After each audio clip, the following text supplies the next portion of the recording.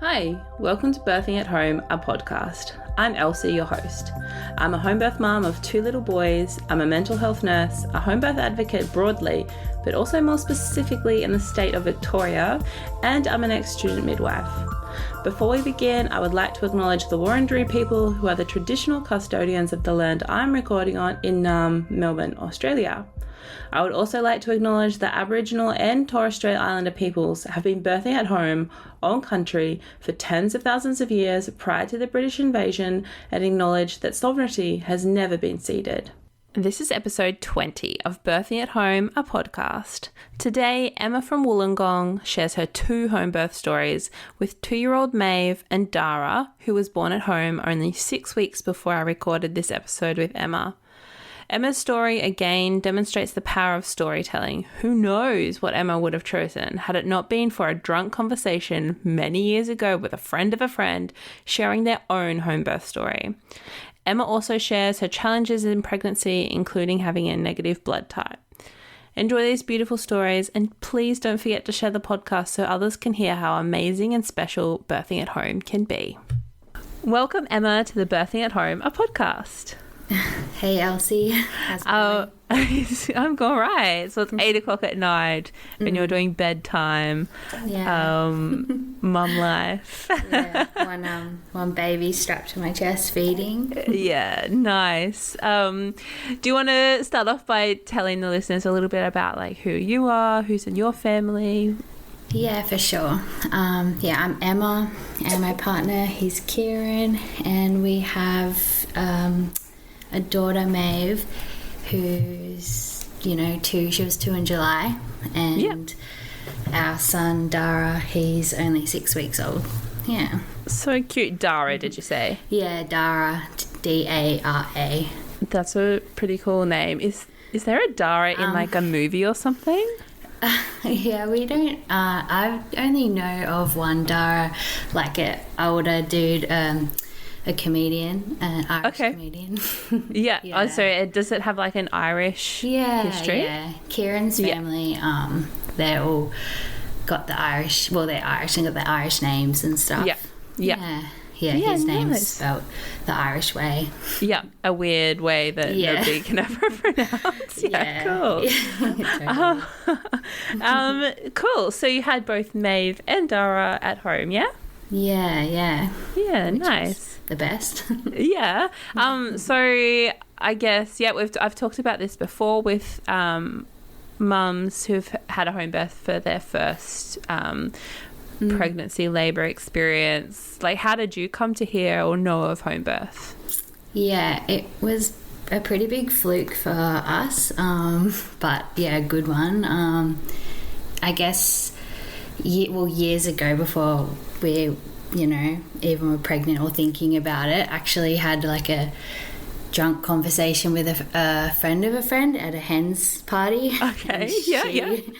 She actually had both her kids at home. She's a little bit older, and that was the first person I'd ever talked to about it or heard about it. Yeah. So it was just, sparked something. So random. Yeah. Yeah, and just hearing that positive story and how, empowering it seemed compared to the standard, like, hospital setting kind of. I didn't know much about it, but just what I saw from, movies and that just was like, oh, that would be so much nicer to stay home.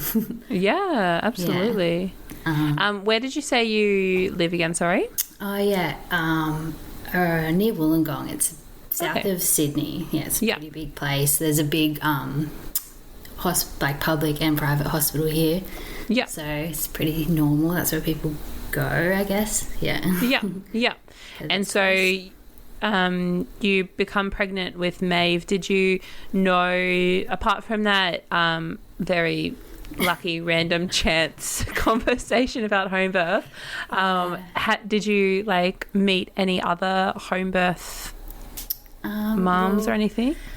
Yeah, later down the track, I guess, because but not initially. The GP, when I went to the GP with Maeve's pregnancy, the initial sort of appointment, she mentioned our local hospital has an MGP program, like the midwifery group practice. Yeah, and that actually they can do home birth. So when I saw that word again, home birth, it's through them. I was like, great, I reckon I'll get a home birth through that. But when 12 weeks rolled around, that's when you kind of find out if you get in or not. When you're 12 weeks pregnant, I didn't get in. Oh, so, wow. Yeah, and it's pretty hard to get in where I live. Oh my gosh, it's like a lottery or something. Yeah, and like not everyone goes to the MGP and wants a home birth. They can just do it at the hospital. But that's actually kind of sneaky. Yeah, I think. People apply and they want that continuity. Of care, and they offer the home birth too, but I think there's so many loops and stuff to get through, so even if we got in, I think by the time I got to having Maeve, I would have probably not even been allowed a home birth through their system anyway. I've heard that anyway. There's a handful of women that manage to tick all the boxes. They just I guess, I still had this idea in the back of my mind, like, it'd just be so much nicer to stay at home. We were going to the public hospital for her. But then after watching Birth Time, amazing. That came out, maybe I was in the second trimester, took my partner Kieran to it. That really got him, keen. On board. Nice. And then I was probably 24 weeks pregnant when I reached out to some local midwives, via email. I think there was about 4 women I contacted, or 5. All of them I emailed to see if they would take us on. And only one had availability, which we were lucky. And she ended up, she's amazing. So it didn't matter. I didn't realise how lucky we got actually having her until maybe, Dara's pregnancy. It's all been good, but you hear so many different stories now. I'm like, we actually lucked out with her so much. That's amazing. So you found out at 12-ish weeks that you couldn't get into the MGP. Had you already been reaching out to private midwives then, or you had been hoping to get in? Just hoping to get in. And, and just was very maybe naive about it and positive that that will be us, or but also then it wasn't like, we're going to home birth, because even once I got knocked back for that, it was like, okay, I'll do it at the hospital, we'll be fine. But then as I read more and looked into it more and just listened to my gut, actually, why do I want to just risk maybe not having a great experience at the hospital? I guess that's when I reached out to these midwives, and I kind of still thought they're probably going to come back and all be busy, and you know what, I tried. We did our best, but it worked. That's what I mean. It just kind of was a lucky, it was a bit of a fluke, but it was for the best. Yes. Meant to be. Fortunate. And so what was your pregnancy like with Maeve? I was really sick for probably the first half, up until around 20 weeks. I stopped sort of throwing up. So, but I guess nothing compared to you're not looking after a toddler. You can compare it if you have the second and it happened again the second time. I don't know. I guess the first time you can just roll with it. It was shitty, really shit. But and that not knowing when it would end, when people would say, 12 weeks or 16, or I don't know, everyone has different things, but you do hear the odd story of, some people are that sick for 9 months. I was just manifesting I don't know.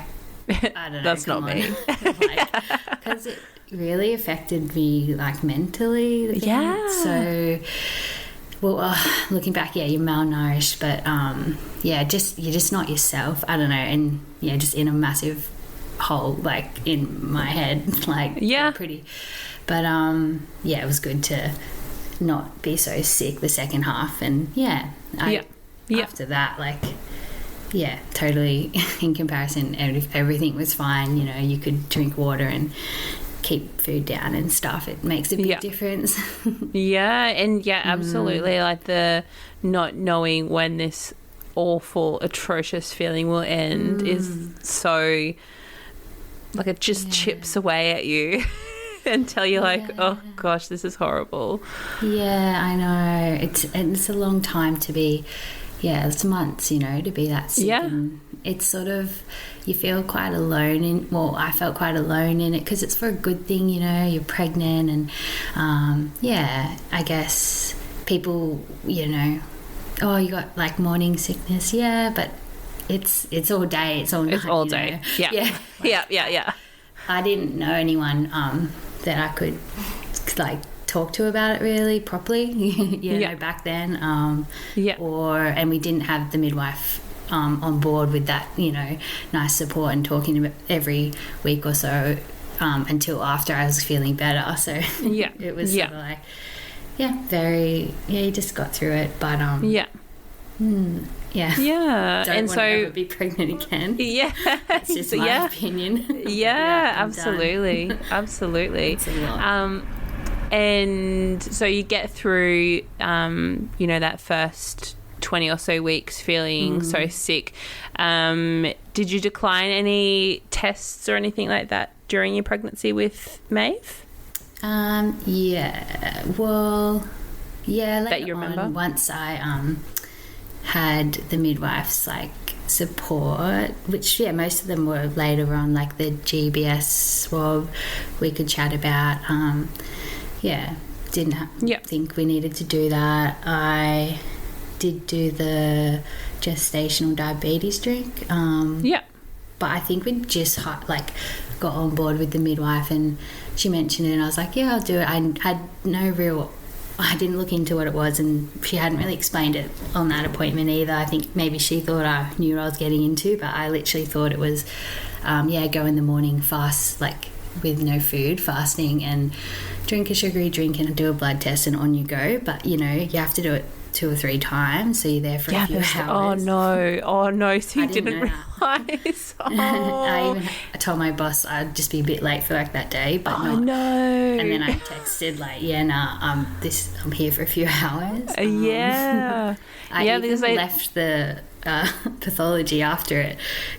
Because they told me, you know, we're doing this again in an hour, and that was the first time I heard of it after the initial drink and blood test. And I'm okay, and I just thought, what am I going to do? I live 5 minutes away. I'm like, do I just go home or do I was like, no, I'll just get some groceries. And I just went and got some groceries, and they called me while I was halfway through a shop, like, where are you? You're meant to be, you know, staying still and not burning it off.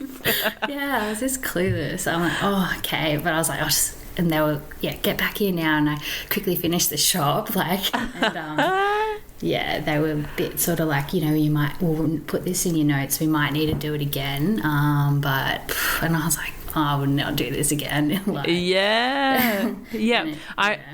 I remember also going to do it, and I'm not sure if I've told this story before, but there was no like other parking but the 2-hour parking, and I was like, maybe it was 1 hour parking or something. I was like, it's only like 200, like less than 200 meters away. I'll just go and like move my car. And they were really, really weird and funny and about that. And I was like, well, I'm not going to get a parking ticket for this stupid test. Oh, what a stitch up.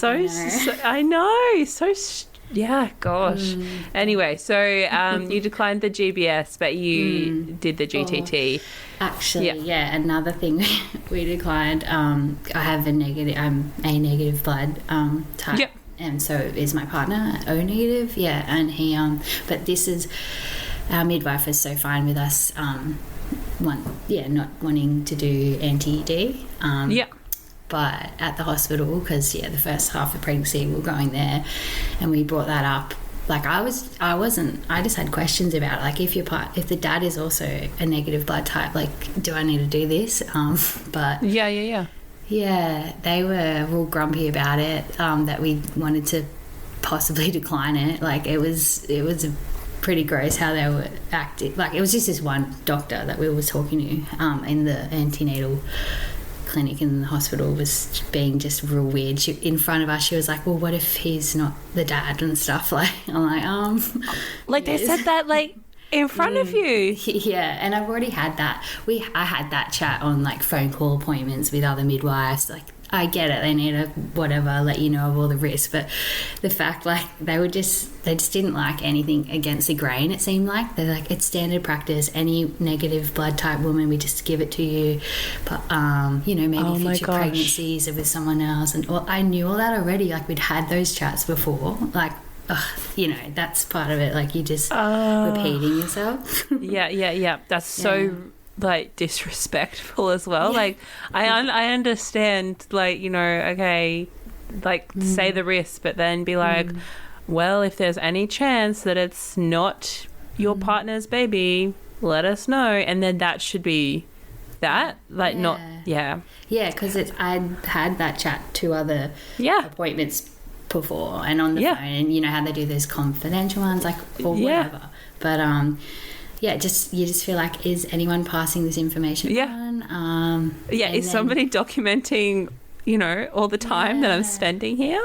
Yeah, it was, and that was like one of the first appointments we could go in, and we're all excited. Like, I had time off work, so did Kieran, and it was just not like fun, and also because she also wanted to just check she had an ultrasound scanner thing, and she wanted to just check, I guess, a heartbeat or something, and you know, first time parents, and I guess it had the 8 weeks, like the dating scan at that point, but I hadn't had the morphology one. So anyway, scans were just exciting when you get to see your baby, if that's what you're into. And she was just so like rude and rushed about it. She didn't even say, like, you know, there's your baby, or this is the heartbeat. Like, it was just like a real negative experience after that, and it was a shame.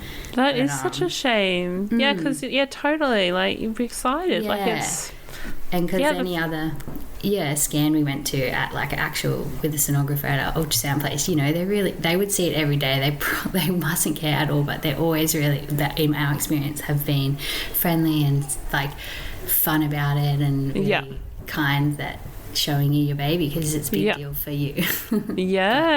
I guess she was just having a bad day. Day. God. Yeah, I get it. Like, just another woman and her baby. And did you do any like particular like education kind of stuff for like the birth or whatever? We also got lucky on one of those phone appointments. Early on, I think I was around 15 weeks pregnant with the hospital. The midwife mentioned, because I was so keen, and I said, and so when can you do, like, I heard you guys have a class, antenatal class, and she was like, you know, you can, we have one, you got to be like over 30 weeks, and you know, we can book you in closer to the date. We do one for breastfeeding and one for the labour. But she was like, look, I'm just going to tell you, if you only do what we provide, you're not going to be prepared at all. Like, oh my gosh, she said that. That's amazing. And her name, this midwife, turns out, fast forward, I guess 3 years or whatever, she was our second midwife at Dara's birth. Wow. I know. So that was just really weird, because she said that, which I was like, okay. You know, I was just so naive to everything. And she goes, look, at the moment, if you log on or just look on YouTube, you know, Core and Flora Restore, B, the Aussie that is brilliant. Yeah. She goes, look, there's a free bunch of classes online at the moment that can get you started, you know, because it was around, I think B put them out around that COVID time. Okay. I just wanted to let people learn, not just to be left in the lurch. Totally. So I jumped on that, and they all go, she has like 8 videos, they all go for like at least an hour, and that one week every day I just watched one. I like binged it that week, and learnt so much. She's really, you know, enthusiastic about it, and she's a midwife, and she had both her bubs at home, and I kind of started seeing that recurring theme. Like a lot of midwives, not a lot, just the fact that they were choosing that, and I was like, oh, okay, like they would prefer to be at home. I guess they know what they're doing, but so I just devoured her info, and she turned me from having this just, you know, kind of fear of the whole labour and thinking it's, you know, the most pain and just you know, shit situation that you got to get through, to actually, I was so keen for it. I wish I could have just been in labour that like next week. Like, I don't know, I just, something clicked, like, and that was the only education we did. I tried to get Kieran closer to, like, I guess Maeve's due date, listened to them while he was driving, like commuting for work, which I guess he picked up a lot on. But didn't watch them, but there was a lot of content. Like, I don't think you got through that.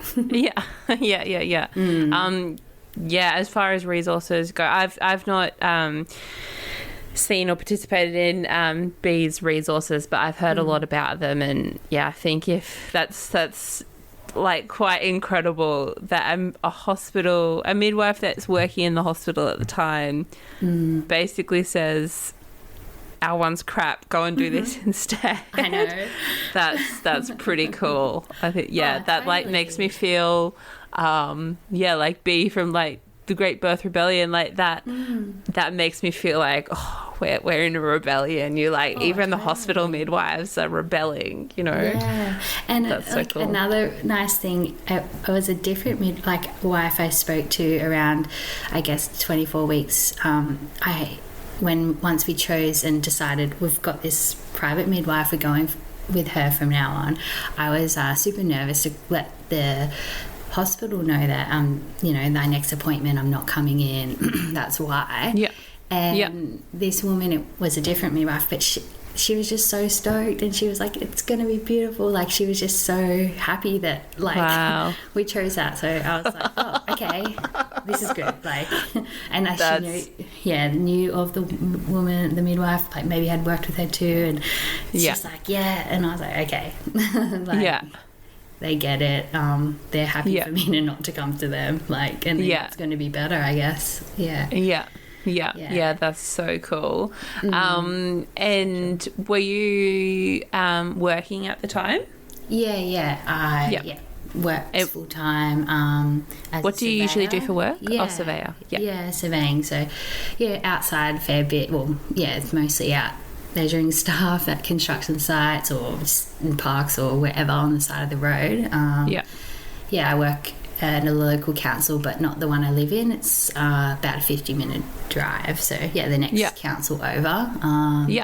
So it's quite, which is looking back, like, you know, working full time and being so sick at the start anyway. It's a lot, but I was just doing it. Looking back now, I'm like, I wish I just used more of my sick leave or something, you know. But I just you just think, no. Powered through. You don't know what you don't know, and it's like hindsight's great, but when you're in it, you're just trying to get through the day. Totally. You're literally taking it day by day, hour by hour. Hour by hour. But and then the, you know, second half of pregnancy, like even up until her labour, like I'd never felt too crazy big, and I could still kind of get around. I didn't have many you know, ailments like cooked, I don't know, back or swollen feet. So I was pretty lucky in that regard. So I could still work, but I also put in my mat leave, like from 39 weeks on, thinking, you know, this is before I, you know, just found out I was pregnant pretty much, and looked at my due date thinking, you know, your estimated due date, like, it's around there. And but as I got closer, like, and especially since we hired the midwife, and she's like, from 37 weeks you like could have your baby, most likely not, but like you might want to be closer to home. And I felt like that too. I'm like, I just don't want to be 50 minutes away. 50 minutes, totally. And, doing all this sort of work, like I was checked out, like that sort of work by then, so it was cool. I could adjust those last 2 weeks, and I just worked them doing the officey stuff from home. So cool. So that was sweet. And labour didn't start anyway, and yeah, she 40 weeks, so like on the estimated due date anyway, but yeah, wow. So did you get like a week off or something then? A week off, which, you know, was great. Like I could just fully chill. I just went for heaps of walks and listened to the birth playlist I made and had all the affirmations up, and even those last 2 weeks doing the work from home was pretty crazy. But like, that's so good. And also it was when it like kicked off that she was born in 2021 July.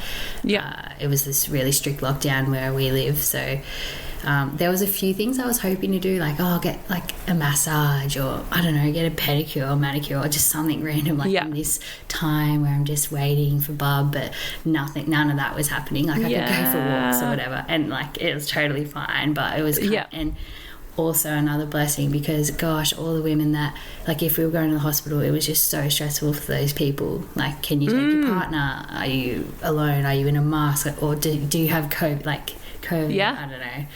And I was just literally cruising, like, because people would message me, because most people knew we were having a home birth, but like, I don't know, not a lot. And it was just people are, you know, they're reaching out around that time, you're 40 weeks anyway, but just tripping out thinking you might have to go into the hospital with all these sick people.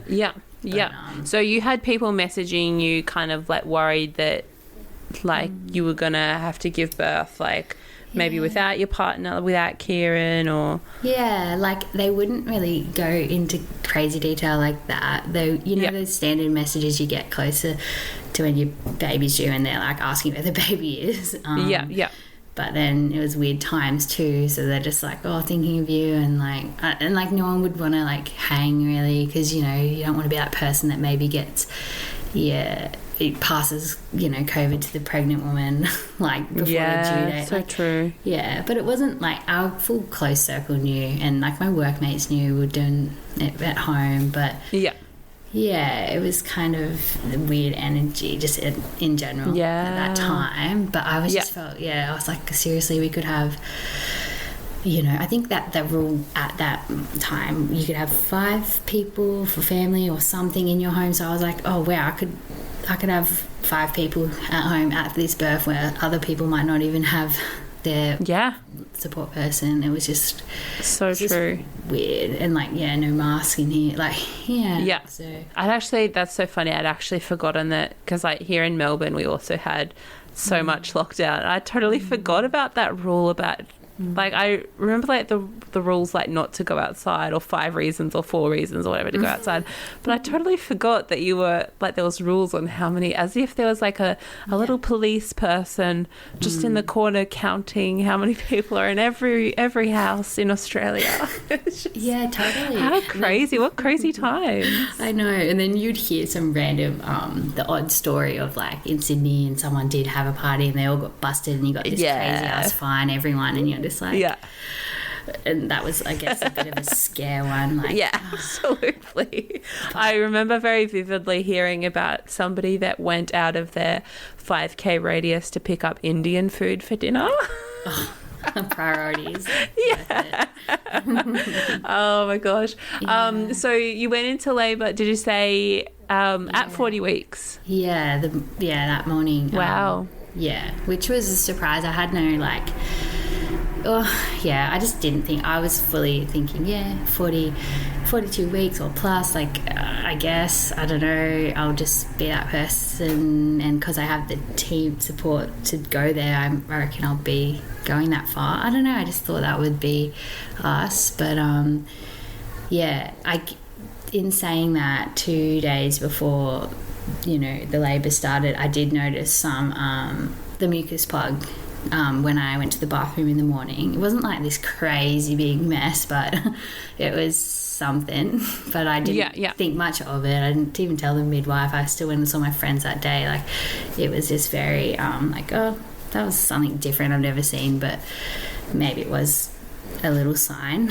But, just in denial of it all. And just went to bed like normal. And I was a bit like, oh, tomorrow I'm going to be, like, it was the night before I went into labour, and like, oh, I'm going to bed, tomorrow I'm going to be 40 weeks, like the due date, and then technically be over. And I know it's nothing, and some women would go way over, but I was just had this weird thing in my head, like people were already asking where the baby is, like ugh. Yeah. But then we I don't know, had sex, went to bed, and I kind of had insomnia a bit that in the end of pregnancy, so I was kind of up again at midnight, which wasn't abnormal for me back then, like in those times, but I was just like extra moody. Maybe I put on like a guided meditation to try and go back to sleep, and at like 2:45 I woke, like I was having a really vivid kind of like a sexy dream, and then I was about just, it was weird timing because I was about to orgasm in the dream, and I woke up to the waters like full popping. Like, wow. Yeah, it was weird. That is pretty cool. I just thought, oh no, that's my water. Like it was, I just got up, like woke up. Yeah, it was obvious. But I looked at my phone, it was 2:45 a.m. and then I was just a bit in shock, like, oh, it's actually the due date. And maybe and I was also naive, like, oh, meeting the baby today, or it wasn't that day, but just went and put a big pad on and try to get more sleep. But I did start feeling the first like contractions, but looking back, like I guess I was actually trying to pay, like I was more aware, like I was hyper alert, like, oh, the waters just broke. Like probably if I was still sleeping I could have slept through these ones, they were just mild cramps. Very early labour, but it was on. And I just was very much like to Kieran, I don't want to be on my, like I don't want to do any of the messaging to the midwife or anyone. Can you do that all? Didn't want anyone to know I was in labour except for the midwife. I was meant to see some friends that day, and I just set up a scheduled text being like, oh, I'm just super tired, I'm not going to come, like, so they got that. And Kieran, it just sort of started. It was such a nice sunny, it was winter, but it was like a sunny day, and I just got to chill all day labouring. And Kieran let the midwife know around 7:30, just like, oh, well, the thing is, he goes, because I've looked back at his messages with her, the correspondence, and he just I want to let you know Emma's labour has started, but it's super it's all under control and it's all chill, which is fine. And she responds like, all good, just let me know, just tell her to rest as much as possible and let me know like how you're going or something, when the contractions are getting more intense. And then he texts her, I think closer to 1 p.m, like in the arvo, like, oh yeah, forgot to let you know her waters did break, like at 3 a.m. pretty much. And then the text back's like, oh, all good, what colour? Like she had a few more questions. Let me know if anything changes with the colour. But it was all clear, nothing to worry about. So I think like when that happens, like you're like, I really feel that like your intuition would have kicked in and been like, that's a little bit weird, that's like a weird color or something. I feel so I think like the fact that you were just like, it's just my waters, I'm going to go back to sleep. I think that's pretty cool. That's just and I'd heard so much. I did listen to a bunch of podcasts in her pregnancy and read books and stuff. And it's like, just rest as much as you can. It could be a long labour. So I was just like trying to get more sleep or trying to rest. Well, I didn't get much more sleep at all actually that morning, but I literally just chilled out all day and had the music on, and we watched like Shrek, like I don't know, just something amazing, easy watching. Kieran likes it. I don't know. I was laughing, but just hung out. He did a few runs, like little missions out to the shop to get like some fruit and that, which I think came back like I was vomiting a lot later in the labour. And I don't know if it was like, I've heard maybe since like fruit might not be the best for labouring women, but I don't know. I also I was vomiting both times. I think it's, what can you do? But I had the 10s on as well, close in the afternoon more, because I started feeling a lot of just like the back the contractions in my back, so it was cool. I hired a TENS machine and had that on. But I was kind of like, okay, this has been all day, and they were ramping up. And also at this time we lived around the corner from the midwife as well. Oh, you could walk amazing. to each other's house if you wanted, but it's a 2-minute drive. So I was keen to see her, and I think knowing she was so close, because I knew, like, okay, this baby's not about to come out of me anytime, like now. She doesn't actually have to be here, but I think because she was so close, I was like, can she just come over? Like, I was telling Kieran, like, can you just ask her if she's free? Like, can she just come over and check on us, like, check in? Yeah. And she did, and it was weird because I was having quite, like, I was very in it, and like in the contractions I was breathing through them and maybe a bit vocal and, you know, having to lean forward and all that. But in between the gaps were quite decent. I think they were still like 6 minutes. I was reading these messages, you know, it did feel long in between. And like then she arrived and she actually didn't see me have like a contraction. Like she was here for like half an hour, so it just sort of stalled. Or that early labour, how it can be disrupted, and I guess that really showed me like, okay, and she told me too, like she didn't do any checks, she just did the Doppler on her heartbeat. Just looked at me, sort of, we talked for a bit, and she was like, you're in early labour and this is great, this could go for a few days. And I was like, oh shit, like, please no. What do you mean? Like, all night I got to do this, and tomorrow, and da-da-da. That was a bit of a wake-up call, because I think I was just so in it and enjoying it and thinking, like, it was progressing, but thinking, oh gosh, there's just a few more days of this, like, anyway. Yeah, but so she goes, just get me back when they're closer together, like less than 5 minutes, but like for an hour, you know, like, you know, not just one close together, because they were a bit random too. I wasn't paying attention to the timing, but I could just feel they weren't close together. But she said, get me back when they're close together for like an hour. We know it won't like go backwards by then, and you know, you'll be close. But I just was up all night.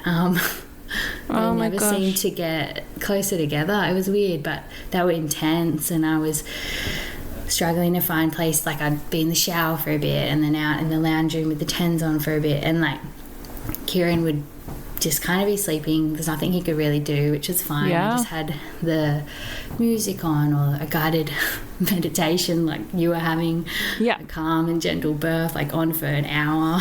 Just try our bath for a bit, just because also we had Kieran that day blew up the pool, but we didn't want to put water in it way too soon and have to siphon it out. But at one point it was like 4 a.m. and like, I guess in the early hours of the morning too, sometime before 4, because I was reading the messages, like was starting to vomit, you know, with the strong contractions, and it was all just kind of spiraling a bit. Like, I was feeling like, okay, this is intense, and but they're not. I don't know, I guess I was so out of my head. I was like, what is happening?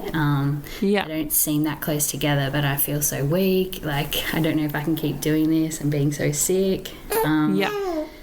And then so I said, Kieran just goes, look, I'll just half fill this pool up if you want to, because I was like, I was just looking at it like, I kind of just maybe want to try get in there. I know. He half filled it up, and he let our midwife know I'd been throwing up a lot. So this was at about like 4:30 in the morning, and she goes, that can happen. How's the contractions going? And he told her, like, still not that close together. And she goes, okay, that's fine, but if she's in the pool and they still stay that distance apart, like they don't slow down, let me know. Or if she feels heaps of pressure in her bum. And so I was just kept like chilling, and I guess he texted her at 6 a.m. because I do remember feeling the pressure in my bum at that point. I was like, there it is, like, let her know. Finally. Get her back, like, get her here now. Like, I didn't feel like, okay, I just felt that. I was like, oh, that's what they mean, or she means. And it felt, she was coming out of my bum, I guess. It was a lot, but there was moments where I must have been, before I knew she was coming, and I was just in the bathroom looking in the mirror. Kieran was asleep. I'd been sick. I was just like, couldn't find a spot to get comfy anymore. And I was just like, oh, I think I got to go to like something must be wrong. Like, I think my back is broken, or is my arm starting to break? Like, yeah. If I was in hospital right now, like, give me an epidural. Like, this is a lot, and I just felt very alone, and no one was telling me, no, you're doing great. Like, I was just like, no, this is crazy. Like, why did I think I could do this? Like, oh, something's wrong. Like, surely my back is broken. Like, I mean, I was still walking from spot to spot between bathrooms. But that's okay. But no, something is cooked. Yeah.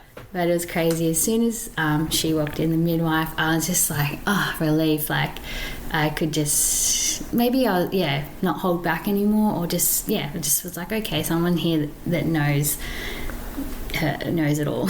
Yeah. Just do the same thing, but they're there telling, like, she's just watching, but, and then it was so good. She came here, she got here at 6:30 in the morning, and she was here for 3 hours. Like, Maeve was born 3 hours later, so we just sort of I just was like, I think I was in the water. She goes, you can fill that pool up more, because it was like half full, because we just weren't sure. Still half full. I was just like kind of flapping about in the bottom half. But she's like, fill it up, get comfy. Like, would have looked weird. But it's just like nice a beached hearing. whale. I know, we just had no clue. It was just nice having her, like, knowing, like, okay, no, because, she might have, knowing, okay, well, if she's giving us all clear to keep filling it up, must be kind of close-ish, I don't know. Yeah, have some support for Kieran, because he'd done so well, like, getting up all night or cleaning up my vomit, just not knowing. Like, I was kind of not complaining to him either. Like, I didn't tell, like, in the text to the midwife, he's saying, she's still good, she's been throwing up, but no other complaints. But, like, that's at the same time in my head I was wigging out in the bathroom mirror thinking I need to go to hospital. Like, I just didn't say it to him, because he looked pretty not worried, but he was just tired, and he drank so many iced coffees that day. He just looked cooked as well. He was trying to stay up, and that's so sweet. So I just was like, I'm just not going to bother you with what's going on in my head. And but she suggested, I was in the water, and I said, I think I got to do a poo. Like, I can't be bothered getting out of this pool though. Can I just, like, I don't know, can I go in here? I know, is that really gross? Like, and she's like, it's probably not a poo. Like, it's probably you're feeling the baby's head, like, dropping down. I'm like, I don't know. She's like, look, if you want, get out of the pool. If you want to sit on the toilet, that's fine. Let's just see, come out of the pool. We had towels by the pool. Do you want to just see if you can feel the baby's head, like, on, like, all fours, on the floor? I'm like, like, you're tripping, but okay. And I just put my finger inside my vagina, and I just hit her head, not far in at all, really. I guess just maybe 2 knuckles. It was just a bit of a finger, really. I don't know. And I guess and I just thought, hang on. I was like, no, you should check, like, maybe it's a foot, I don't know. She's like, no, I believe you. You hit, like, the head or something. She knew. She could probably see via different angles or whatever, but I just didn't believe it, and then I believed it, but then I was even like, I don't know, like, Kieran, you should have a feel, like, what's going on? He's like, no. She said, no one needs, like, else to have their fingers inside you, it's fine. I believe you. And she did a few while I was still on the floor. She got, like, just a sarong from our lounge and did some sifting with kind of like the technique rebozo. Like, jiggled my bum and then did the other one under my belly. So that was cool, because and then she also told me, I don't know in the order if this was like a little bit before or not, but in the time that she was there, she asked me to stand in the shower for a bit and lift up. I think she said, like, for 6 contractions, hold your belly up during the contraction, up and in, while you're standing or something. And it was horrible pain, like intense, you know, on top of the contraction. And she asked me to go in for do 6 of them, and I literally did like 2 or 3 or something, and just waddled out being like done. And she was like, oh, did you do all 6? And I just like lied to her face thinking, yeah, she won't know, but nah. She's just like, okay. I'm like, yeah, I did it, just wanted to get out of that activity. But but then looking back on it, you're like, of course she would have known, like she would have heard me or just known I didn't have 6 contractions in 4 minutes. But so that was good. I think that helped her get into a better, you know, little position to come out, because hop back in the water, because I was on the all fours, and she goes, you don't want to go sit on the toilet and do a poo now, because you might have your baby on the toilet, like you may as well get back in the water. That's probably what you're feeling. And I just was breathing. I was leaning over the edge of the pool on my knees. The second midwife rocked up at this kind of point, and it wasn't long. This would have been like probably half an hour before she was born or something. Like I was just breathing through them, and I could touch her head during the contraction. Had my hand on my perineum, and I could feel the stretching and feel her come down, but then, you know, go back up when the contraction stopped. And it gave me a bit of like, I was a bit like, oh no. And the midwife's like, no, that's good, that's what you want, this is normal. Next contraction you'll stretch a bit more, like take your time. It was so chill. And then at one point I guess I did a few of them, but she goes, if you want, only if you want, in this next contraction, if you actually push a little bit with it, like give it some, because I was just like breathing, I wasn't pushing, you know, I felt like I'm hesitant to, you know, you don't want to like tear, you got that stretching feeling. But she goes, if you want to, Bub's so close and you're so close, like you could actually give it a little push in the next contraction. I was like, oh, okay. And I did, like I was holding Kieran's hands over the side of the pool, and the contraction came, and the whole time I actually just squished his whole head down the side of the pool and actually pushed, and her head came out. And then the contraction ended, and I let go of him, and he had a breath finally. And they're like, Kieran, do you want to come see the head or whatever? His head's out. I was just like, wow, big relief. And then I guess, next contraction came pretty soon, and her body came out, and I had to kind of flip around, and the midwife's like, do you want to you can pick up your baby. She kind of, like, because I was just a bit, I was very like, whoa, and she kind of passed her to me, and there was no new cords or anything, and I just put her on my chest, and I was like, ugh, like, so munted, like I was like just natural high, just like I was holding her, but like just looking around like what. And she was perfect. And I think I said like, I've never held a baby, like is this like right? And she's like, this is fine.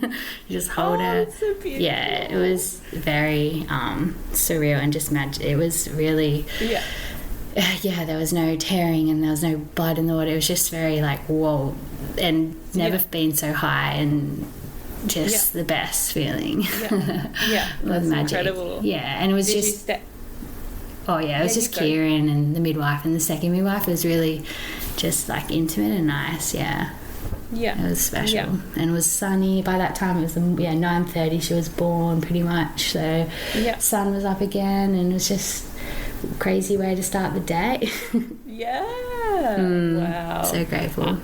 And for her placenta, what did you do? We got out of the pool, and after a while, I don't know how long, but and had to, because the placenta was born an hour and 20 minutes later when I look at the birth notes. So the birth notes.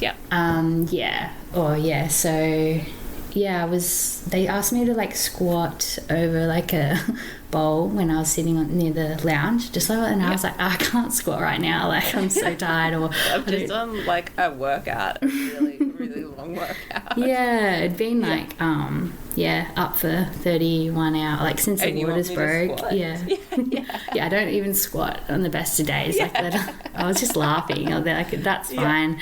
They said we'll just go put this bowl or this container in the toilet, and you can sit on the toilet, and I'm sure that will do it. And it came out, so that was fine. And it was intact, and I got to just go walk to the other end of the house, have a shower by myself, wash my hair, like get to just look at our baby. And it was just so, I didn't feel like I was cooked, but in comparison to this recent birth, like I was not rattled at all. Like after the birth, like I just kind of could still do everything, I guess, a bit. Like I was just so much oxytocin, it just rushed through my body. I felt like on top of the world. Absolutely. And she was 3.72 kilos, so perfect. She just like nice size.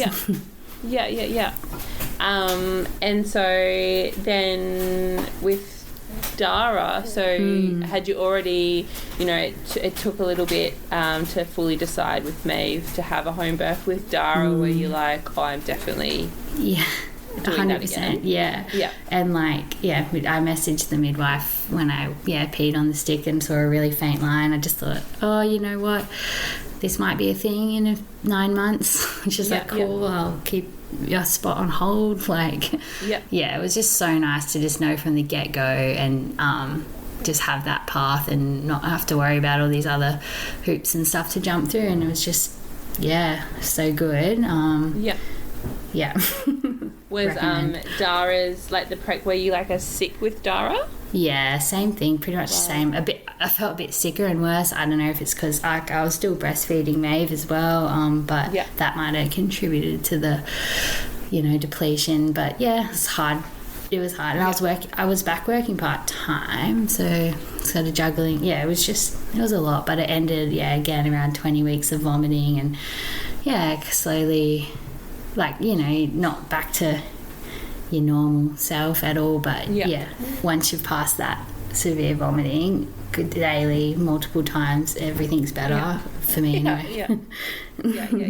Did you I guess I want to say find it comforting, but maybe I don't think that's the word. Maybe did you feel more confident in yourself that the sickness would go away, or that you would get through it all and it's okay, it feels crap at the moment but it will be okay?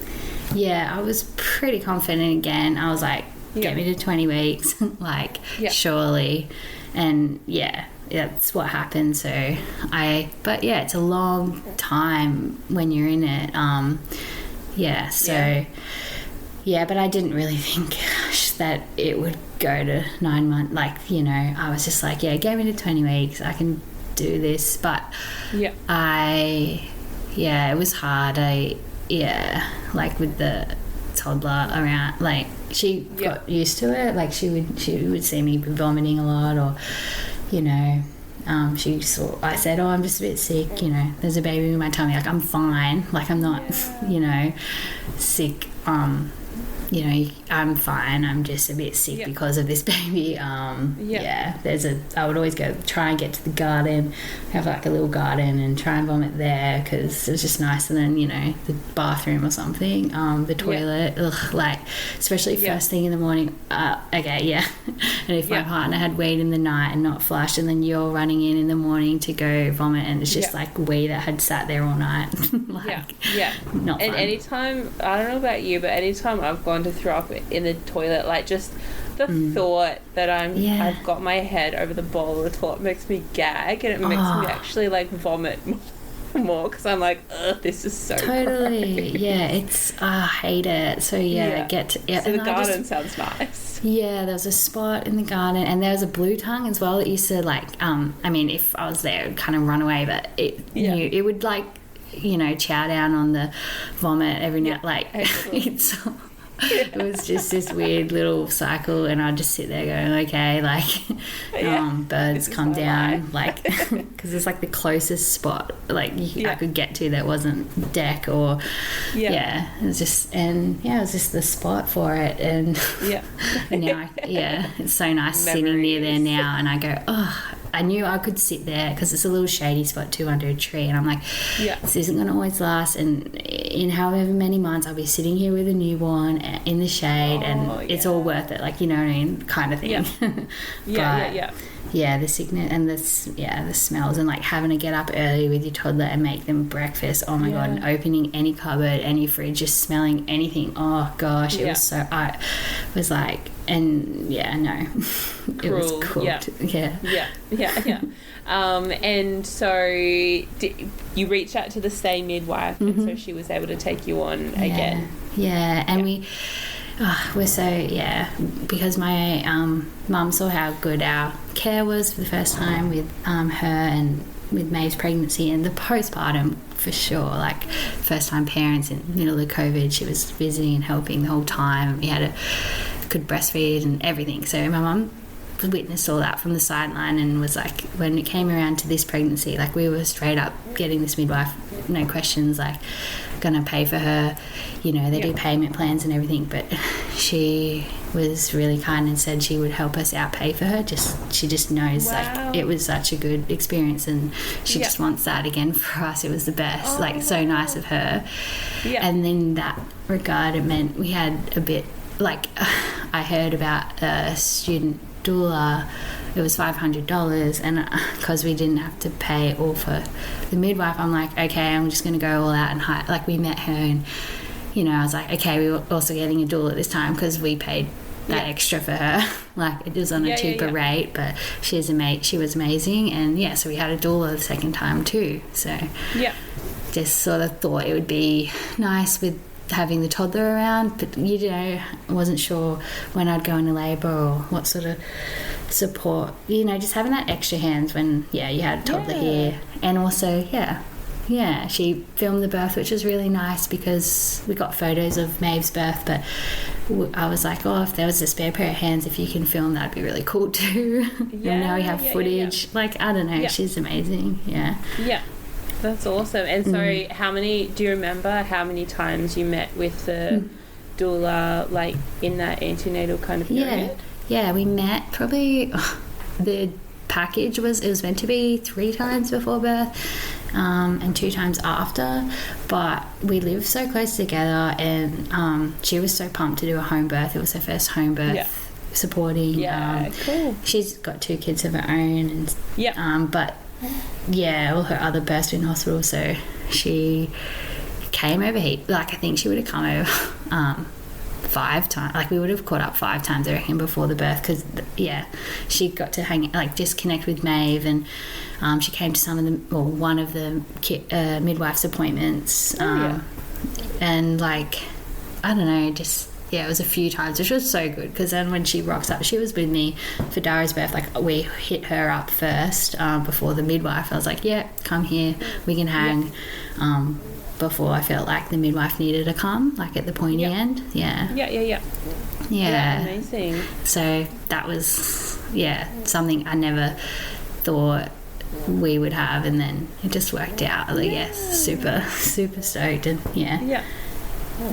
and she helped with helped us with like a birth plan just in case we transferred. Like I know it was so rare, but just having this little thing, and she helped me like in case pack like a bag just in case she transfer, but like then I could just use that bag. Like it was all the things we needed for birth anyway. She just helped me get like organised in those last few weeks, like little things that you just don't want to do, but she's really helpful with. And like I didn't have to do those things, but it was just it was nice. And And this time around, did you decline the GTT?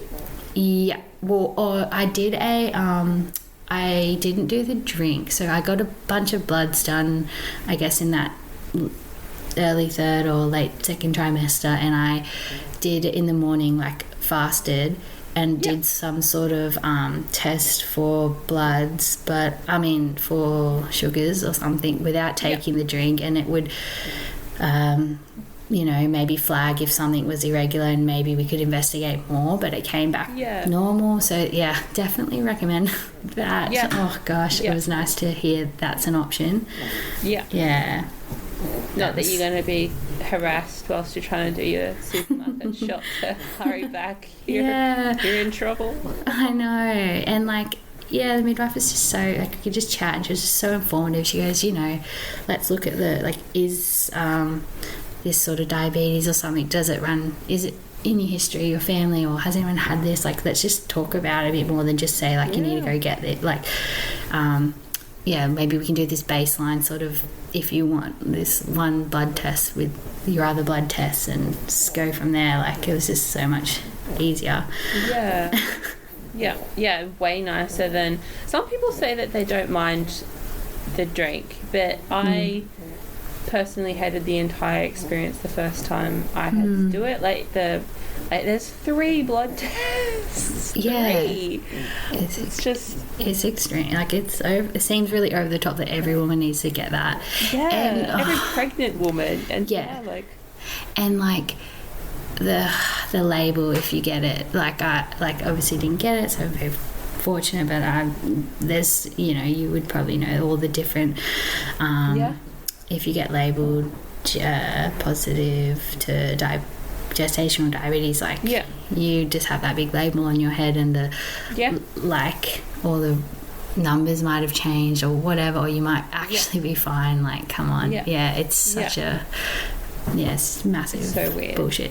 Absolutely. Like, absolutely. The blanket. That's the what whole, I think. Yeah, like, I don't know. It's hard to say. Like, I don't want to sound like naive in that, but I think it's when it's just given to everyone.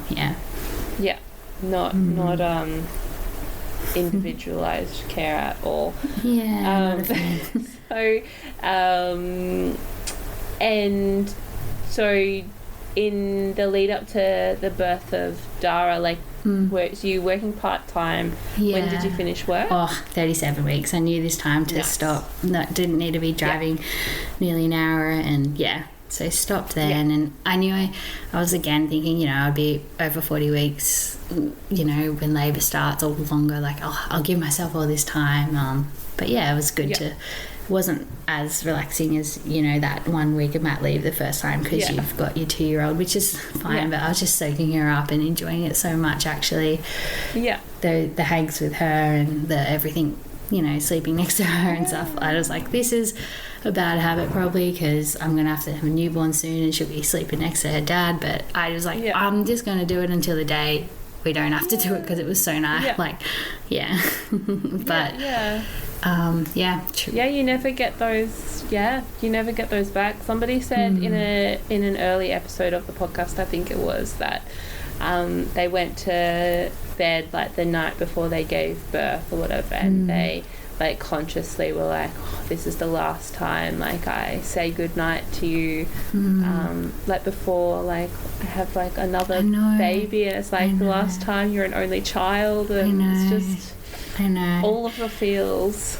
And they're like, they're your baby, like she's, and then it's like, hang on, next minute there's a actual newborn baby. It's like, no, here's the baby, and you look at how big your first child is, and they're still your baby, but it's it is.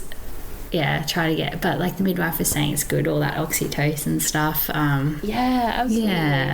And I'd weaned her probably 2 months like before he was born, so that was something I was trying to I was kind of keen not to tandem feed. I don't know, I just couldn't imagine it, so but I couldn't wean in those first half of the pregnancy when I was so sick. I wanted to, because I was so sick, but like the effort to deal with the I don't know, making milk or from the fridge, or getting up, or dealing with a tantrum, I was like, no, you can just keep feeding. But when I finally got closer to the due date and feeling better, I was like, I had to do our last feed, which I knew was our last feed, and all that, like, so, and it was for the best, for sure. But all those little moments, you end of a chapter. And then you look down at your new baby. But then you get to see your older one, play or love them, and it's just something else. At how many weeks roughly did you give birth to Dara? Well, his Or did you go waters to labour? broke I was 39 weeks, and I was asleep and my waters popped. I wasn't having like a dream or anything this time, but I just was in a deep sleep. But I woke up. I mean, it was only 9 p.m. It was a Sunday evening, and I went to bed at like 7:30 with my daughter. I was so tired from a big weekend socialising. We had a few events on, and then I was fast asleep, but I woke up. Yeah, same thing. Water just like popping down and gushing down to my legs, and I was like, in so much shock, and I was so tired. I was just like, no, not tonight. And I thought it was going to be like 1 a.m. or something, and I look and it's only 9 p.m. Like I was like, so fast asleep. And she was asleep next to me. I had to move her, change the sheets, and I knew this time too, like I just put the adult nappy straight on, like if my waters were to break first, which they did, because last time I was dealing with, I didn't say it, but the big maternity pads, which are big, good, but I don't know, it was easier to just wear a nappy when you got waters constantly coming out of you. And Kieran, the first time, was I was in labour with Maeve, and more waters would gush out and would go through my pad, undies, pants, what I was wearing, and he'd like have to get clean ones for me, and he'd never put a pad on undies before, and here I am like in labour just trying to not think, and he's like asking me questions like, how do you put a pad on your undies and all that. So I was like, next time I'll just get nappies. yeah. But straight put the nappy on and texted the midwife, because I was like shaking after I woke up to his waters breaking. This time there was meconium too, like it was brown, it was greeny brown, so I was like, okay, like it was just another thing, but I wasn't like, and I was, it was just sort of something else, but I was a bit shaky and a bit in shock. I just definitely didn't think I was going to be going into labour that week. I don't know. And like, we organised, we had everything at home ready to go, but the place was just like a mess. When you go to bed and everything's everywhere, because you're like, I'll just do it tomorrow, don't have anything in the morning or whatever. But I was like, oh no, like I was like, not tonight, like I don't know. And anyway, I just let the midwife and the doula know, and this time I was also keeping my mum in the loop just in case she had to come and be a support for Maeve. If she it was just an extra support, so if need be. So let them all know, but I just let them know, like, no, I don't feel anything, I'm going back to bed. And we didn't get much. I was pretty wired, so was Kieran. We didn't get much sleep, but I had no contractions, and finally got some sleep in the early hours of the morning. And like no contractions that whole next day either. I was just sort of like, okay. Like the midwife came and checked on his heartbeat, checked on me, just told me like, rest, stay hydrated, like drink heaps extra than normal because your waters are leaking.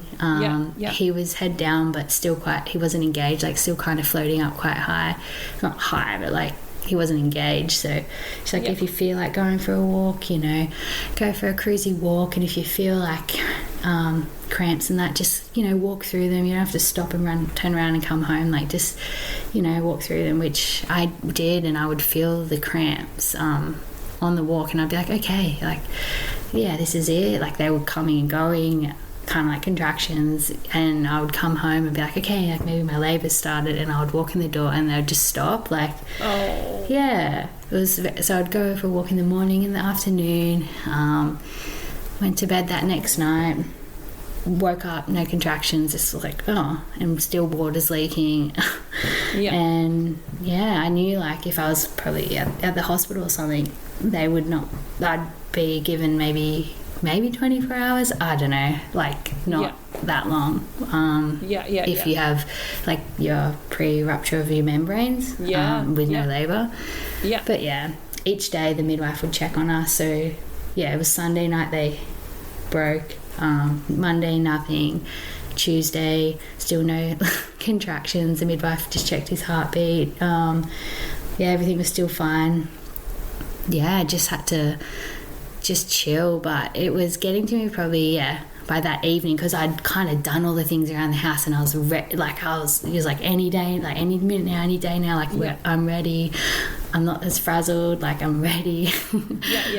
But I went to bed that night and then woke up Wednesday morning, no contractions. I was like, okay, this is getting to me mentally now. Like, and on Wednesday when I went for the morning walk, because as well it was quite warm these days, like it had a little heat wave around where we live. It was spring, but I didn't want to be like out in the middle of the day walking, so I did my the morning one, and I felt like no cramps. I was like, oh my gosh, I'm going backwards, like what midwife visited that day. She was always coming around like the middle of the day. He was still fine, not engaged, but like, you know, that she could feel not much different, but and she suggested like maybe if you're keen, like you might enjoy getting some acupuncture today. So I called around all these places asking for an emergency acupuncture appointment because my waters had broken over 64 hours ago or something. I got in somewhere, went and visited them. Also, the midwife at this appointment mentioned, okay, like I'll just keep coming, visiting you every day and checking on Barb, but and I'll leave it as long as you want. She gave me also like all this info about like meconium in your waters, and like articles to read, so we're informed about that. But she goes, it's up to you how long you want to leave it, because you know, risk of infection and everything. She goes, but maybe tomorrow's appointment when I come at 11, let's just have a little chat about possible plan. Maybe you choose a day and we could let the hospital know about going in and having an induction to, you know, get your baby out. I was like, okay. But she's like, I can leave it as long as you want. But she's like, sometimes that's I just tell families, because I was just rolling with the flow. I wasn't asking, what happens if it takes forever. I kind of trusted it'd be one day soon, but she mentioned that, which I get. She goes, sometimes I know when families have a plan set in place, like maybe on the weekend you'll be going in, like you kind of relax and it will happen before then, or I don't know, it's just something to get organised. Okay. I don't know.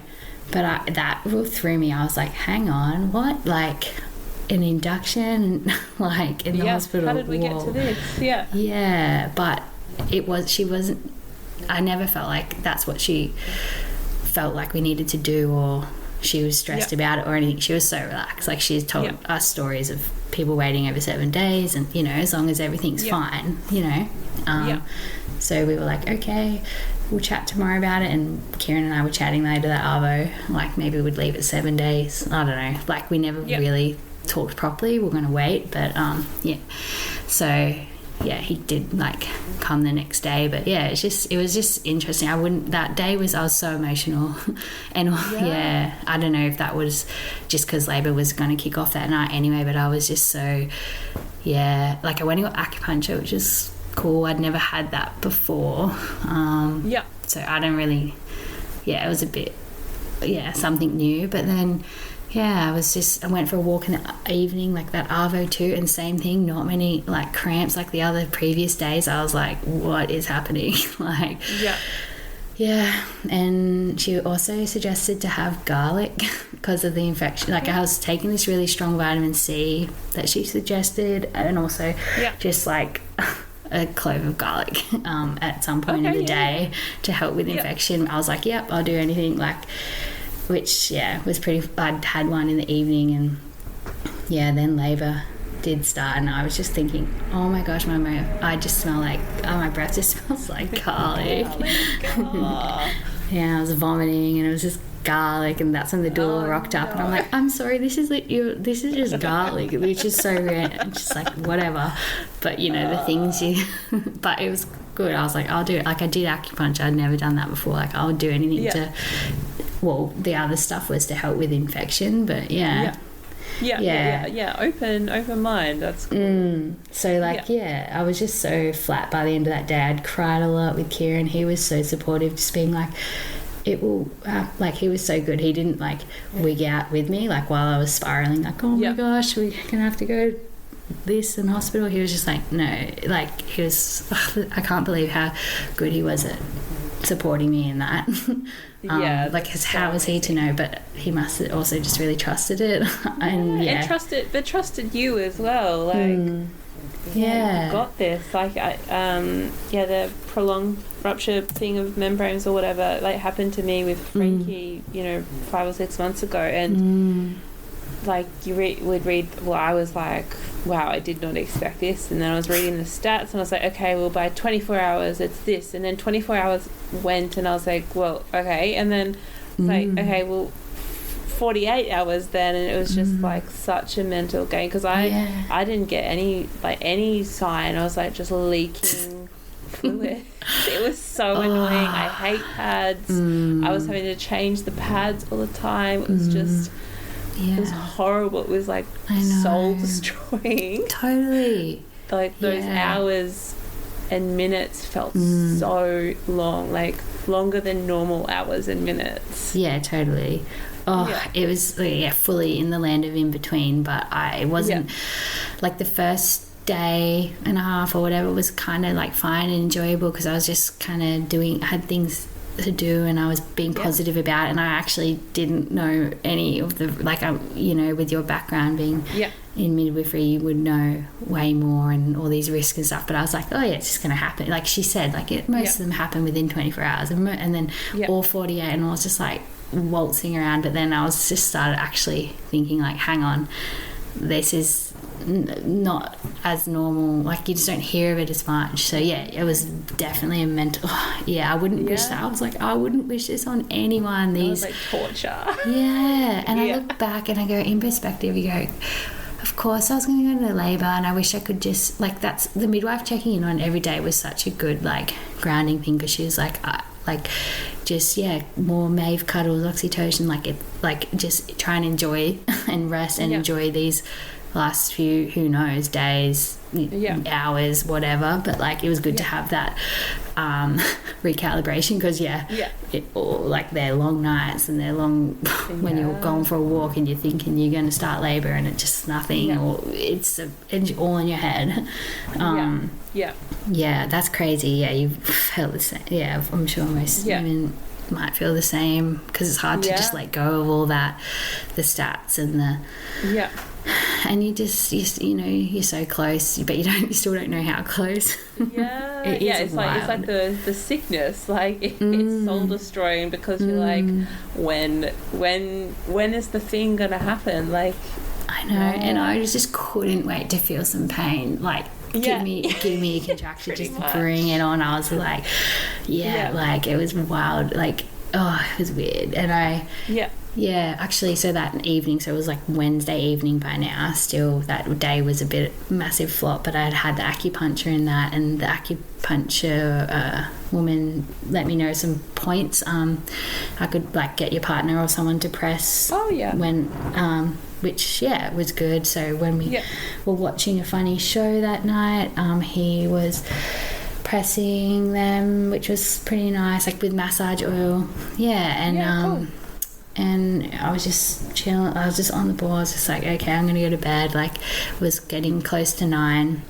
And I felt like maybe a few cramps, and I was like a bit excited because that was the first time I felt any that wasn't like on a walk. But I'm like, I'm going to go to bed, and it could fizzle out. But, at least that was something. I don't know. I was a bit more positive. But I'm like, okay, I need to sleep, and maybe it will be tomorrow or tomorrow night. Or I was just a bit like, that was something when he was doing those massages. But it was so mild. And then we're laying in bed, and they were still there. And I'm like, okay, if you kind of still get them when you're just laying down, like that's a good sign. And and then and I was like, maybe Kieran, like maybe go like blow up the pool, like just, it might not happen tonight, but it could just, at least it's set up, and then all we have to do is fill it with water, like you're not trying to blow it up. And he was just like, like, because he was so tired, we're like, about to go to bed, he's like, I'll just do it if it happens, like at that time. Like and I was like, okay, but okay, but I guess I could feel them just keep coming, and I was like and then he heard, like I had to get up, and I was like very like being vocal through them, and I was like, they were getting quite intense, and I would just straight away be like, oh, like you want to say like no, because it's quite a, you know, pain in my back and my tummy. But then I was like, hang on, I've wanted this for how many days? Like I was just like, you know, I just turned it into a yes and just be like, yes, like this is what I've been waiting for. This is so good. They keep coming. And he messaged the doula first, just because she lives close, and she mentioned I'll come, you know, any stage of labour and hang out, even if I need to go home or whatever. But she came, I think he messaged her around, I've got his message thread too, but it was like 11:30, and she came over, so she was probably here close to midnight, and that was really nice, because at that point Kieran had got up and was blowing up the pool, also doing all these other random, he was moving all this random stuff up and down the hall. And then the doula came in, and she was amazing. She knew, like, I had the tens on by this point too, so that was great. And she knew, she was like, hang on, I'll bring your music in if you want, like just little things I hadn't, because it just kind of started, and they were quite close together compared to Maeve's, and they were intense. And I was just leaning in the bedroom in the corner, huddled up, like leaning over the ball and pillow fort. Like it was just this little creation I'd made, and it was kind of comfy in between them. So she brought the music in, and she would make sure I drank water. Like it was just really nice to have her there, because Kieran was kind of busy, or he wouldn't have maybe thought of those little things. And then I started to vomit, I remember, because it's carpet in that bedroom, and I was like, oh, I'm going to vomit. And like I had to crawl out like a cat onto the hallway where there's floorboards, because I was like, this is going to be messy. And that's the start of the vomiting and the garlic. And and it just kind of, I was just in there, and the doula was timing them, so that was good, because I was just not even thinking about it. I knew they were closer than what I remembered Maeve's ever being, kind of, or it was like, they're quite close together, but I'm just in it. I wasn't having to think again. I don't want to have to try and talk to get my phone and message the midwife. So that was really nice, because she was, and she came over then. I think they were chatting like, oh, get me over when they're like, you know, 2 minutes apart, and they were. So the midwife rocked up around 1 a.m. and they were like filling up the pool.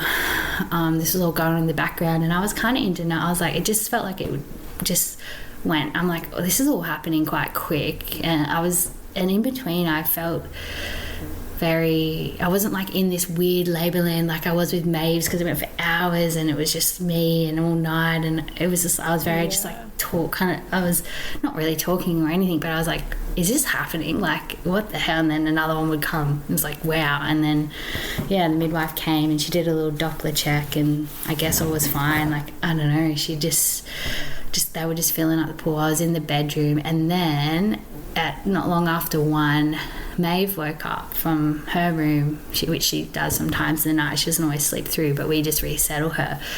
Kieran went to resettle her, and like she was just wanting me, like, I want mummy. So I go in with the tens on, full in very deep labour, trying to resettle her in between contractions, which was nearly working like in that minute or two, but then I would be moaning at the end of the bed, like I was like 1 second, like hopping off the bed, just like roaring, and then and she was just kind of like, because she was half asleep, like, you know, and they kind of wake up, they're half asleep, and they're pretty easy to get back down. But that was just that was a weird time in the labour, just thinking about it now, because then the midwife came in between, was like, Emma, maybe you want to like get your mum here, because that was the idea, if Maeve was up or whatever, if we needed extra support, if my mum could come, she doesn't live far, so she actually didn't talk to me. She's like, Kieran, do you want to contact Emma's mum? She could come here. I reckon like Emma needs to come out of this room. It's kind of and it was like dragging me out of labour, and I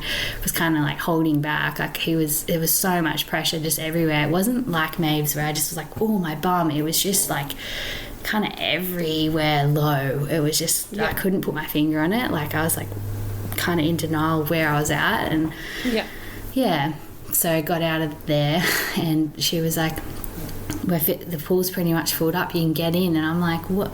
Like, like, what? Like, oh, I'm liking this TENS too much. Like, and I didn't think I was like, oh, I don't want to, I'll just get in when we're close. And she's like, yeah, nah, let's, yeah, get in. Like, like, I don't know, in the nicest, calmest way. She's like, yeah, if you don't like it, you know, you can get back out and put the TENS on. But I got in and I loved it. Like, I was like, oh, I can, you know, move around in between contractions, and yeah, it was nice. So, because I liked it with Maeve's labour, and so then my mum and the second midwife rocked up just before 2 at the same time. They parked out the street and saw each other and walked in, and at that point as well, Kieran and Maeve were out in the living room, which is where the pool was, and it's all one area, and we knew that we weren't getting her back down. Like, she was out with us and looking at me in the water and, you know, holding my hand with Kieran. There was a few moments of just like, what is going on? This is like,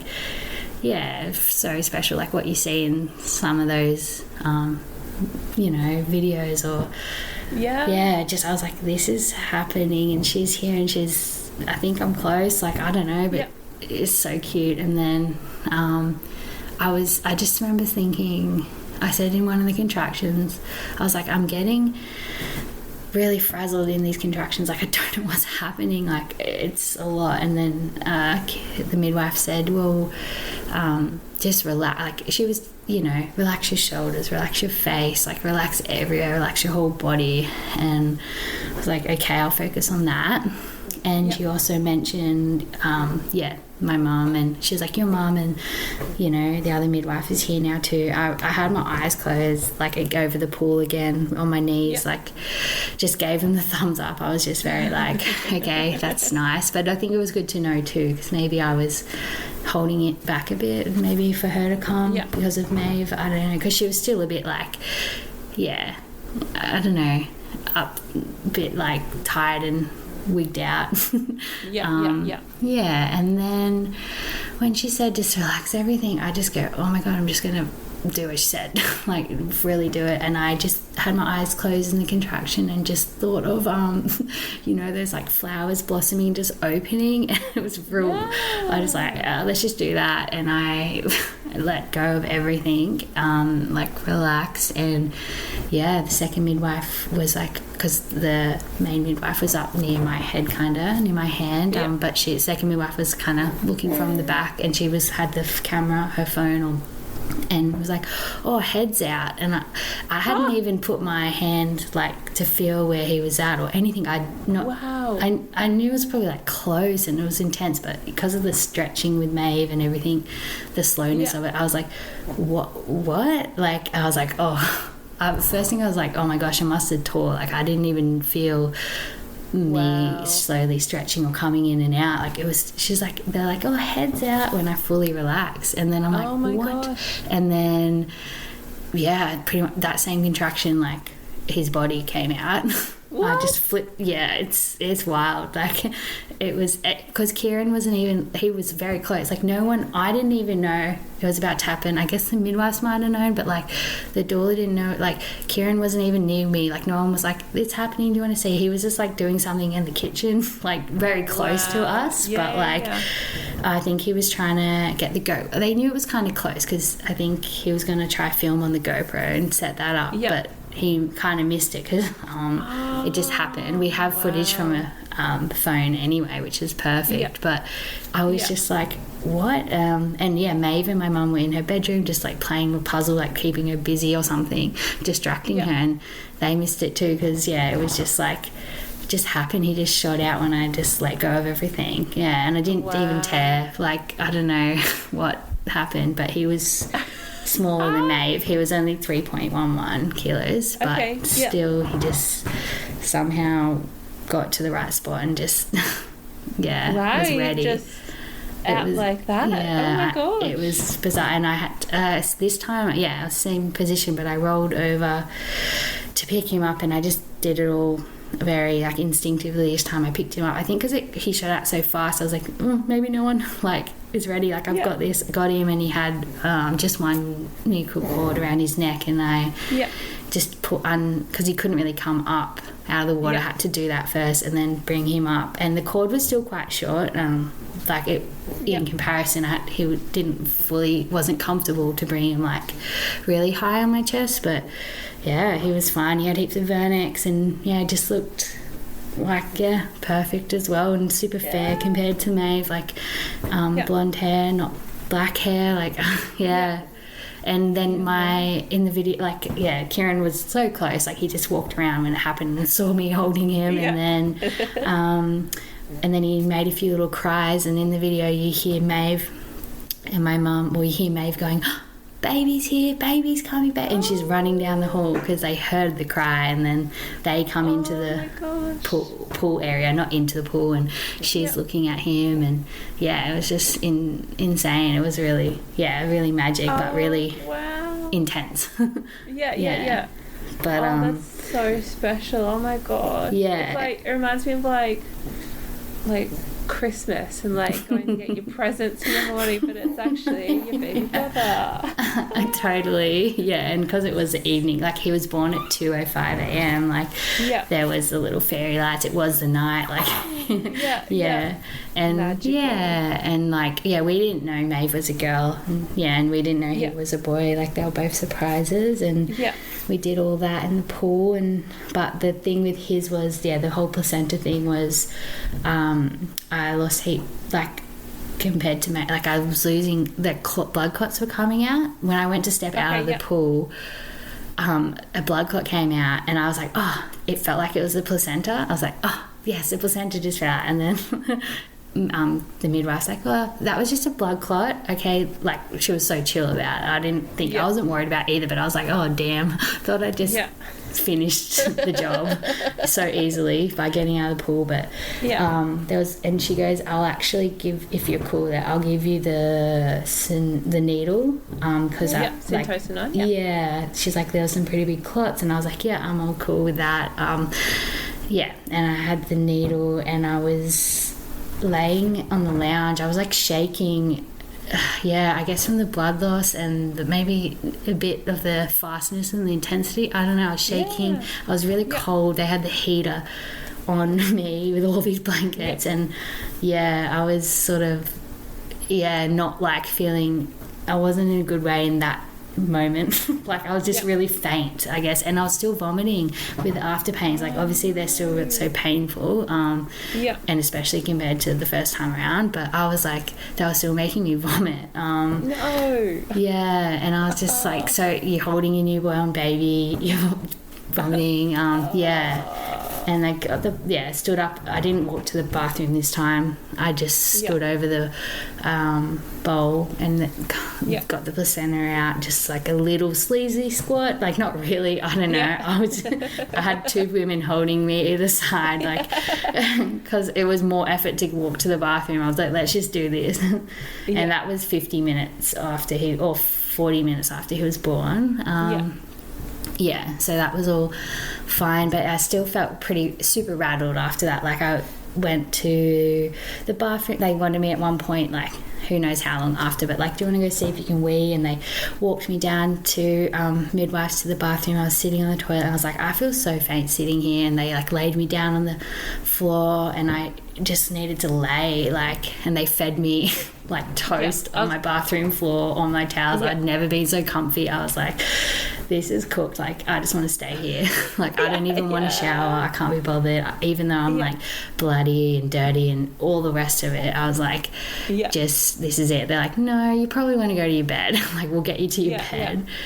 But I was really rattled. I don't know, just felt like, and I felt sore, like my whole body was just sore, which is so weird because he just shot out, and like but I went to bed, and then didn't have a shower until until the next afternoon before the midwife did her next visit. I was like, I better have a shower, and I just sat down in the shower. I was still felt so rough, but were you eating and drinking, like, because you said like with Maeve you were having the fruit and like it was still like vomiting and whatnot, with like the whole like few days leading up to Dara and the labour and whatnot, had you been like eating much or like drinking much fluid? Or? I was trying to drink heaps, and I was But yeah, the food, I didn't have much, especially by that Wednesday. Like, I had like no appetite.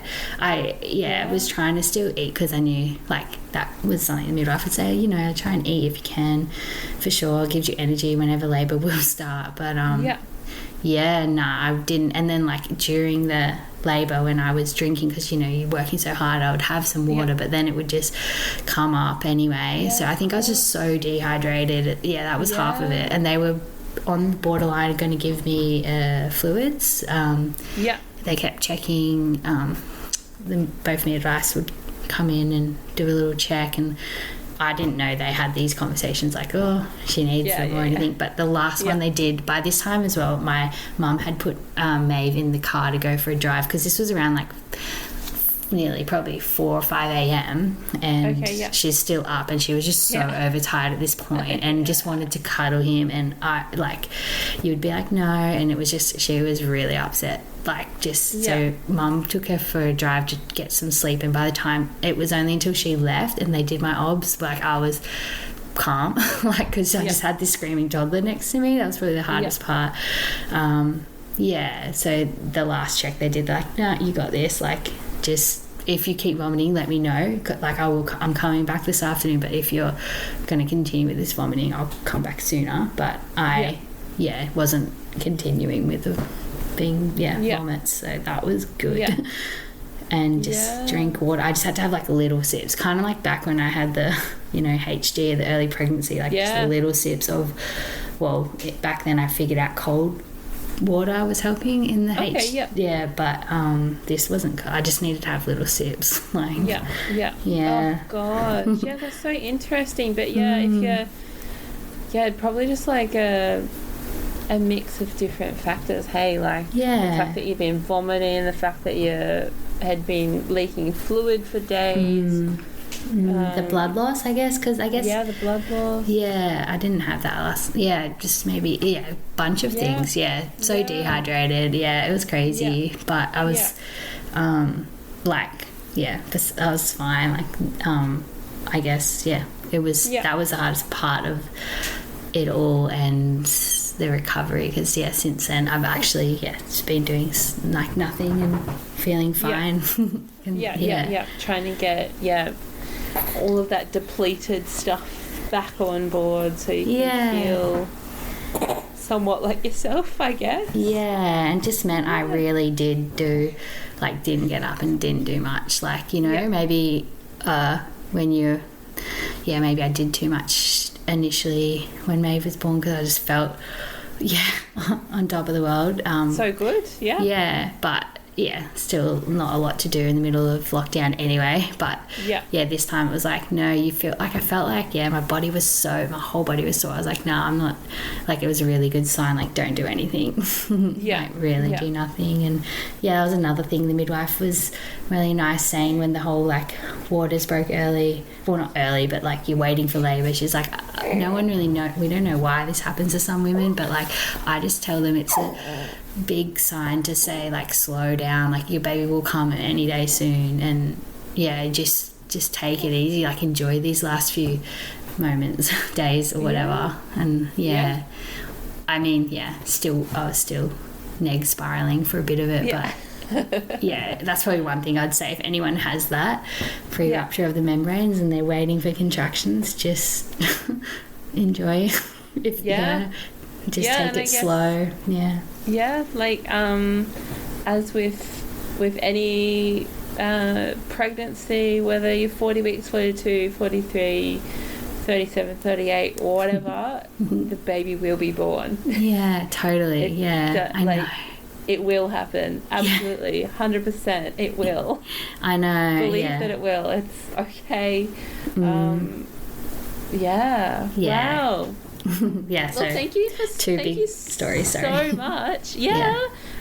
But it's Thanks. like I said before, like it's not super common. It's not, homebirth isn't common at all, but it's also not super common to have a first time home birth, and Yeah, you've just shared 2 fantastic home birth stories. Thank you so much. No worries. Cheers, Elsie. Thanks for having this platform, because I lived off listening to like home birth stories, especially when we moved to home birth in the first pregnancy. I just wanted to hear them, and I wanted to hear first time pregnancy. And stuff that you can relate to. It's so good. And your podcast, I noticed it, or it maybe came out when I was in my third trimester probably with Dara. So I was like, oh, this is great, and I was just so looking forward to listening to them all. And even since, like, if I'm doing like, you know, midnight or 2 a.m. feed or whatever they are, I would like an episode comes out, I'm like, you get to listen to some, like, oh, that's so cool. It's nice. I love it. Thank you.